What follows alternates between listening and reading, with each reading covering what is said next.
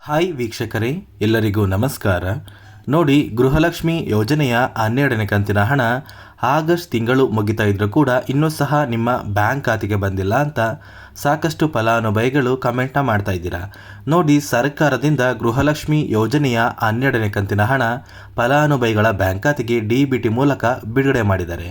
ಆದರೆ ಇಲ್ಲಿ ನಿಮ್ಮ ಬ್ಯಾಂಕ್ ಖಾತೆಗೆ ಯಾವ ಒಂದು ಕಾರಣಕ್ಕೆ ಇನ್ನೂ ಸಹ ಹಣ ಬಂದಿಲ್ಲ ಅಂತ ನಾನು ನಿಮಗೆ ಈ ಒಂದು ವಿಡಿಯೋದಲ್ಲಿ ಸಂಪೂರ್ಣವಾಗಿ ಮಾಹಿತಿನ ಕೊಡ್ತಾ ಇದ್ದೀನಿ. ಅದೇ ರೀತಿ ನಾಳೆ 22 ಜಿಲ್ಲೆಗಳ ಫಲಾನುಭವಿಗಳ ಬ್ಯಾಂಕ್ ಖಾತೆಗೆ ಸರ್ಕಾರದಿಂದ 12ನೇ ಕಂತಿನ ಹಣ ಬರ್ತಾ ಇದೆ.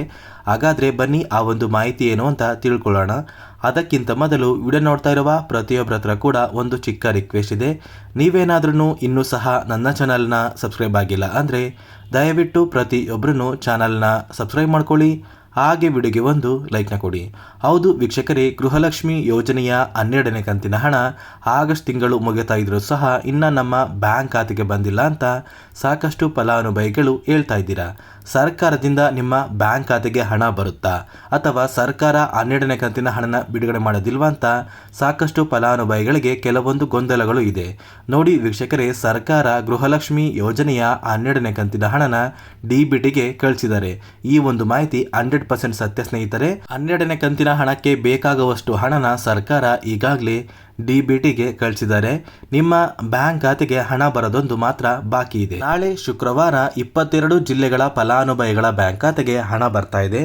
ಆ ಒಂದು ಜಿಲ್ಲೆಗಳ ಹೆಸರು ಏನು ಅಂದರೆ, ಮೊದಲಿಗೆ ಚಾಮರಾಜನಗರ, ಗದಗ, ಮೈಸೂರು, ರಾಮನಗರ, ಹಾಸನ, ವಿಜಯಪುರ, ಧಾರವಾಡ, ಬೆಳಗಾವಿ, ದಾವಣಗೆರೆ, ಚಿತ್ರದುರ್ಗ, ಬೆಂಗಳೂರು ನಗರ, ಬೆಂಗಳೂರು ಗ್ರಾಮಾಂತರ, ಬೀದರ್, ಶಿವಮೊಗ್ಗ, ಉತ್ತರ ಕನ್ನಡ, ಹಾವೇರಿ, ತುಮಕೂರು, ದಕ್ಷಿಣ ಕನ್ನಡ, ಕೊಪ್ಪಳ, ಕೋಲಾರ ಈ ಜಿಲ್ಲೆಗಳಿಗೆ ಸರ್ಕಾರದಿಂದ ನಾಳೆ ಗೃಹಲಕ್ಷ್ಮಿ ಯೋಜನೆಯ 12ನೇ ಕಂತಿನ ಹಣ ಶುಕ್ರವಾರ 22 ಜಿಲ್ಲೆಗಳಿಗೆ ಜಮಾ ಆಗ್ತಾ ಇದೆ.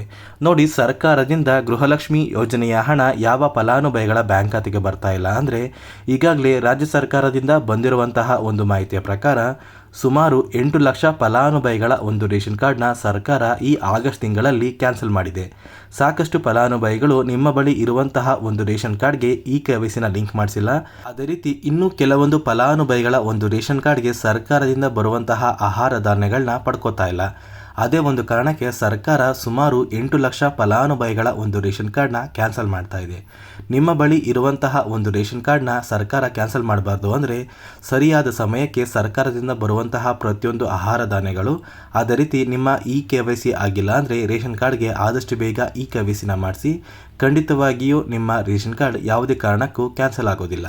ಮತ್ತು ಸರ್ಕಾರದಿಂದ ಈ ಹಿಂದೆ ಕೆಲವೊಂದು ನಿಯಮಗಳನ್ನ ಜಾರಿಗೆ ತಂದಿತ್ತು.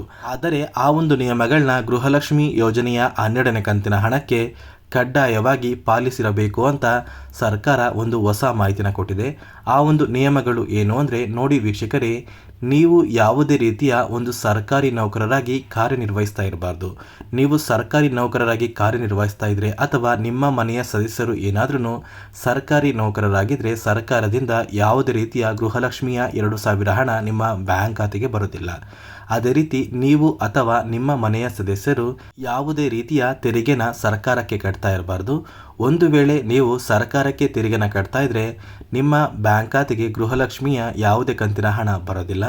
ಅದೇ ರೀತಿ ನಿಮ್ಮ ಮನೆಯ ವಾರ್ಷಿಕ ಆದಾಯ 7 ಲಕ್ಷಕ್ಕಿಂತ ಕಡಿಮೆ ಇರಬೇಕು. ನಿಮ್ಮ ಮನೆಯ ವಾರ್ಷಿಕ ಆದಾಯ 7 ಲಕ್ಷಕ್ಕಿಂತ ಜಾಸ್ತಿ ಇದ್ದರೆ ಗೃಹಲಕ್ಷ್ಮಿ ಹಣ ನಿಮ್ಮ ಬ್ಯಾಂಕ್ ಖಾತೆಗೆ ಬರೋದಿಲ್ಲ.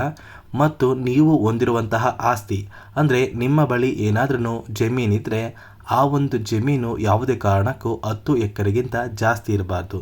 ಒಂದು ವೇಳೆ 10 ಎಕರೆಗಿಂತ ಜಾಸ್ತಿ ಇದ್ದರೆ ಗೃಹಲಕ್ಷ್ಮಿಯ ಯಾವುದೇ ಕಂತಿನ ಹಣ ನಿಮ್ಮ ಬ್ಯಾಂಕ್ ಖಾತೆಗೆ ಬರೋದಿಲ್ಲ.